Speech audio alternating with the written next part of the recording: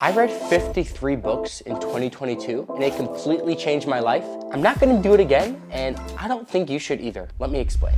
I believe that growth is the essence of life, but I primarily did this challenge because I watched a lot of videos on YouTube and I saw a ton of rich people and they all read a lot of books, but not just any books. They specifically read personal development and business books. So I decided that those are the types of books that I'm gonna read too. I ordered a few books on Amazon and I primarily read on the weekends and at night, and in the bathroom. When I would read at night, I would turn off my phone and take it out of my room about 30 minutes to 2 hours before bed, and that really helped me stay focused and relaxed because I ultimately just had less distractions and I was able to read. By mid-April, I finished about 10 books and my goal was 16, so I was off. So I deleted all social media off of my phone, and instead of going to watch YouTube on my phone, I would listen to an Audible book instead. And some people are gonna say like, oh, that's cheating, you're not actually reading, but you're getting the same information either way, so it doesn't really matter. By late August, I was about 20 books in.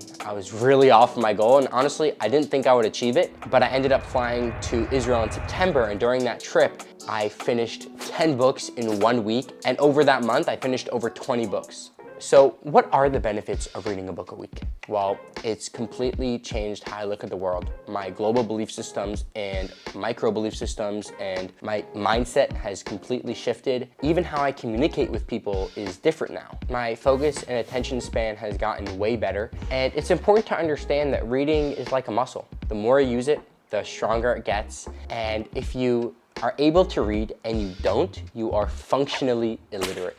So get off your butt and start reading books.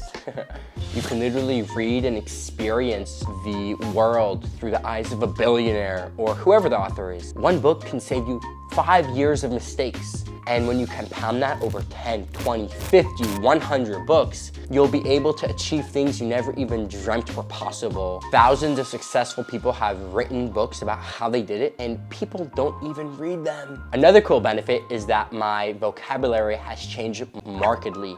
The delta between where my lexicon was versus where it is now is buffaloing.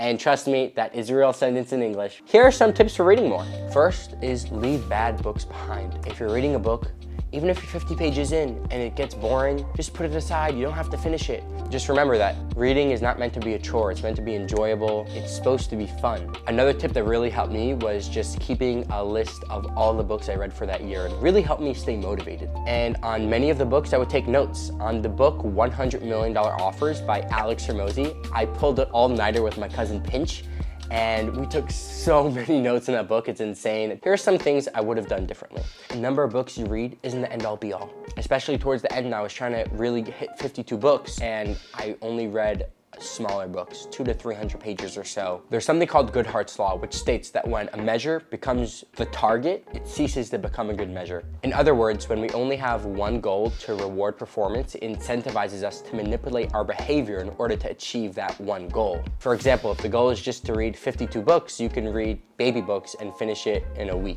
So it's important to have multiple goals within the one big goal of reading 52 books, for example. So at the end of the year, what are the big lessons I've taken away? It's better to read one great book 5 times than to read 5 good books once.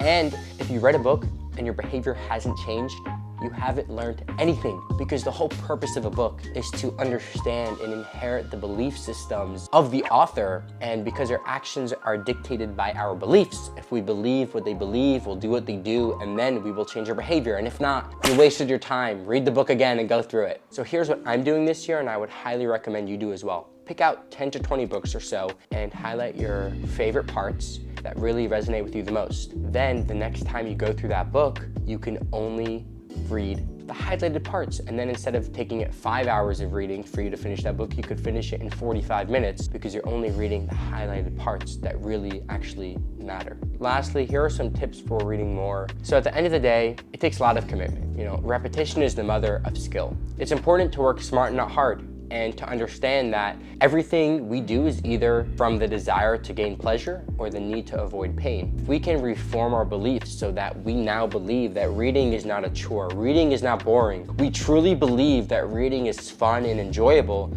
you're gonna be excited and you're just gonna want to read more. Now, how you do that is for a whole different video. If you enjoyed this video, you'll definitely like this one.